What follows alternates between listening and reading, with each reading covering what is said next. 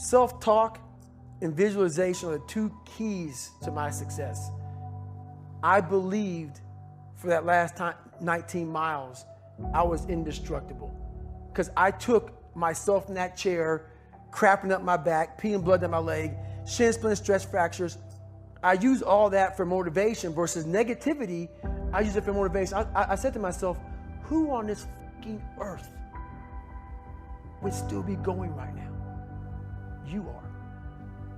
You are. You gotta be the hardest motherfucker on the planet. Is it true? I don't give a f. At that time, it got me to the finish line of that fucking race. I believed it. I believe it today. I believed it enough to where my body said, he's not gonna stop. And I took all the negative things. I need to go to the hospital, this and that. And I used it all. Who the hell could even get on that chair? You did. Who the hell would even think about taping stress fractures up? You did. All those things I use for motivation.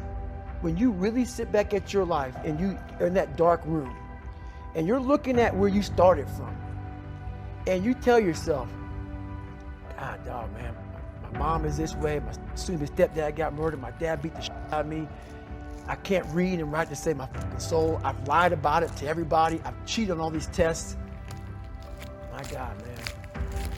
And then you put a goal in your mind.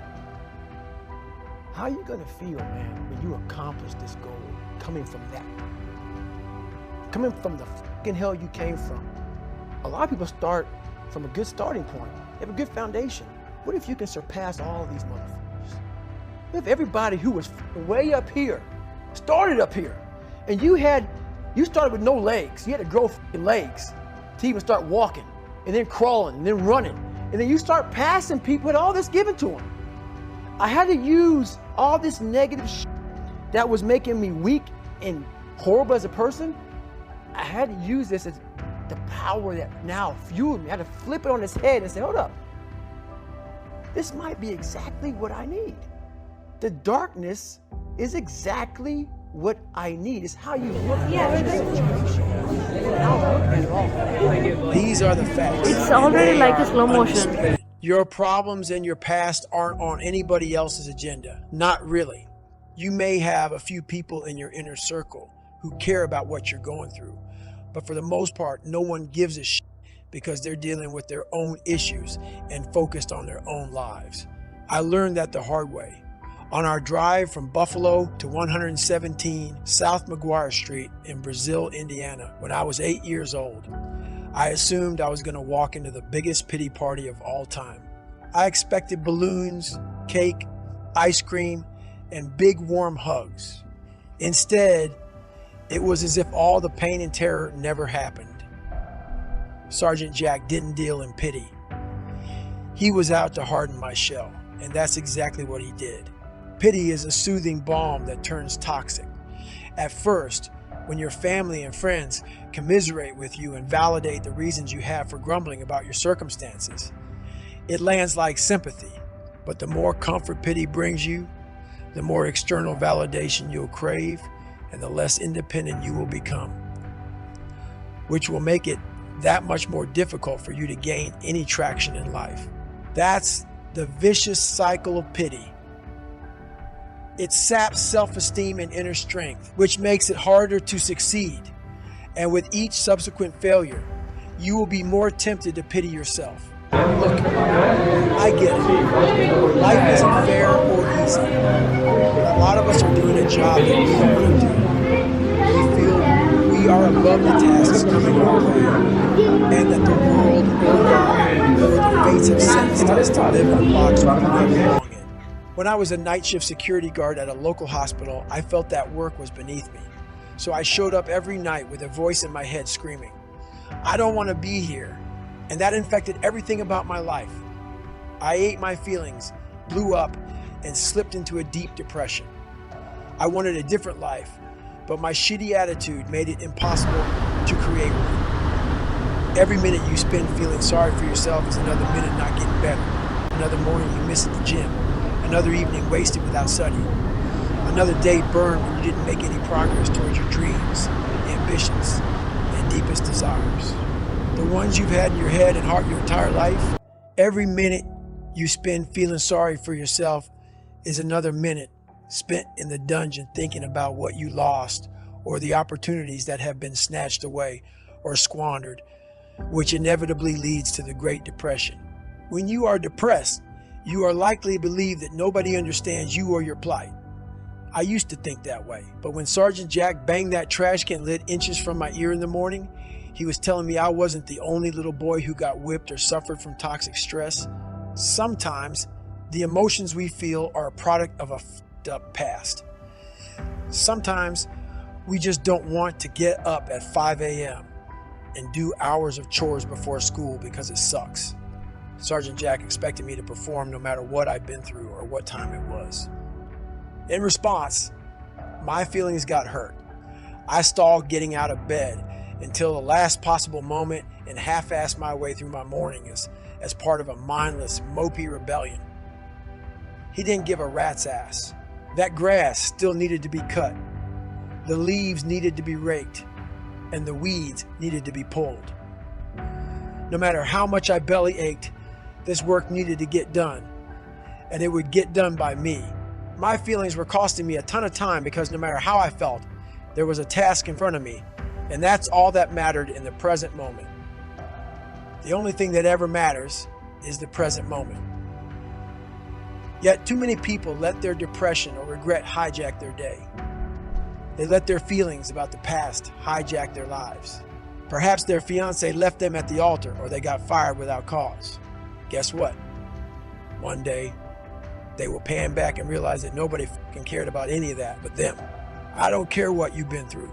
I can feel bad for you. I can have sympathy for you, but my sympathy won't get you anywhere.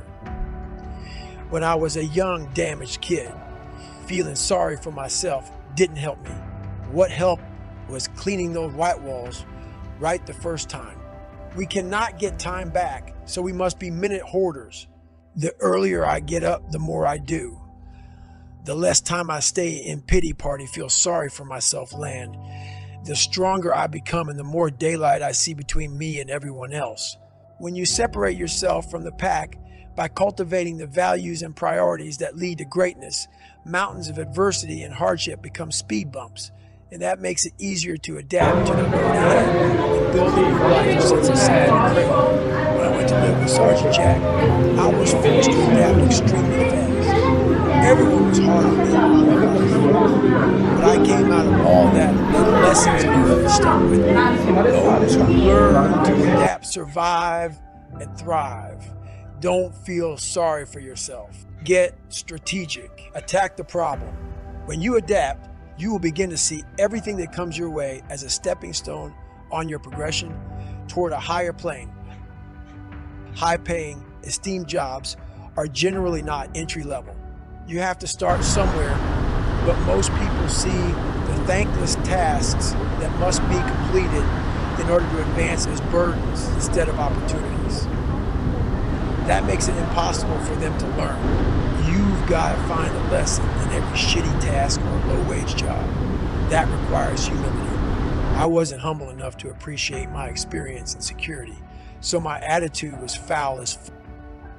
I thought I deserved much better, oblivious to the fact that almost everybody starts at the bottom, and from there, it's attitude and action that determine the future. Humility is the antidote to self-pity. It keeps you rooted in reality and your emotions in check. I'm not suggesting you should be satisfied with an entry-level job. I'm never satisfied, but you must appreciate what you have while staying hungry enough to learn everything you can. You need to learn to wash the dishes, flip the burgers, sweat over the deep fryer, sweep up the job site, work in the mailroom, and answer the phones. That's how you build proficiency. It's important to learn every aspect of any business before you move up. You can't rise if you're weighed down by bitterness and entitlement. Humility hardens your spine and encourages you to stand tall, secure in yourself, no matter what anyone else thinks.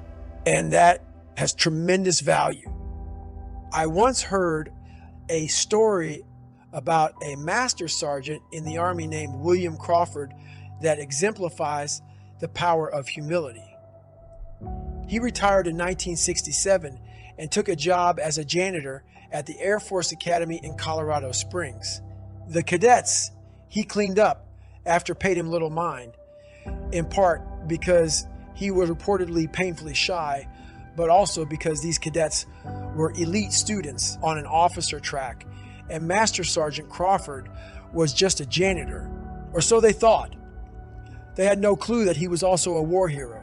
In September 1943, the 36th Infantry Division was getting blitzed by German machine gun fire and mortars during a pivotal World War II battle for a piece of Italian real estate known as Hill 424. The Americans were pinned down with no escape route until Crawford spied 3 machine gun nests and crawled beneath rivers of bullets to toss a grenade into each of them. His bravery saved lives and allowed his company to advance to safe ground, and after the 3rd direct hit, the Germans abandoned Hill 424, but not before they took Crawford prisoner. Presumed to be killed in action, tales of his heroism spread among infantrymen and traveled up the chain of command. In 1944, he was awarded the Medal of Honor, the highest decoration in the U.S. military, because everyone thought he was dead. His father accepted the medal on his behalf. Later that same year, he was found in a liberated POW camp, oblivious to the hype surrounding his name. In 1976, an Academy cadet and his roommate read about that battle and connected the dots. Their humble janitor had won the Medal of Honor. Can you imagine what went through their heads? The Medal of Honor speaks to everything a military person reveres. Not the medal itself, but the courage and selflessness inside the human being who earned that medal. Those students wanted to be him, and there he was, mopping their floors and cleaning their bathrooms every day. Master Sergeant Crawford was a walking lesson in self-esteem, courage, character, and especially humility. The way I see it, Master Sergeant William Crawford had figured it the f*** out. The Medal of Honor didn't change him. He rose to prominence by staying humble and risking his own life to save others, and retired into the service of others. It was never about him, and that gave him strength. People who feel sorry for themselves are obsessed with their own problems and their own fate. Is that really much different than the greedy and egotistical people who want to feel better than everybody else? The higher I climb in my life, the more I realize how much I need to mop that floor, because that's where all the knowledge is. There is no grit at the top, no test of resolve in steak dinners, 5-star hotels, or spa treatments. Once you make it in this world, you have to free fall back to the bottom in some way to keep learning and growing. I call this training humility. It's a shedding of your skin that allows you to take on a mission that no one else can see and do whatever needs to be done next. Trained humility is service, but also strength, because when you are humble enough to remember that you'll never know it all, each lesson you learn only makes you hungrier to learn more, and that will put you on a path that guarantees you will grow all the way to the grave. Continued growth only comes when you are willing to be humble.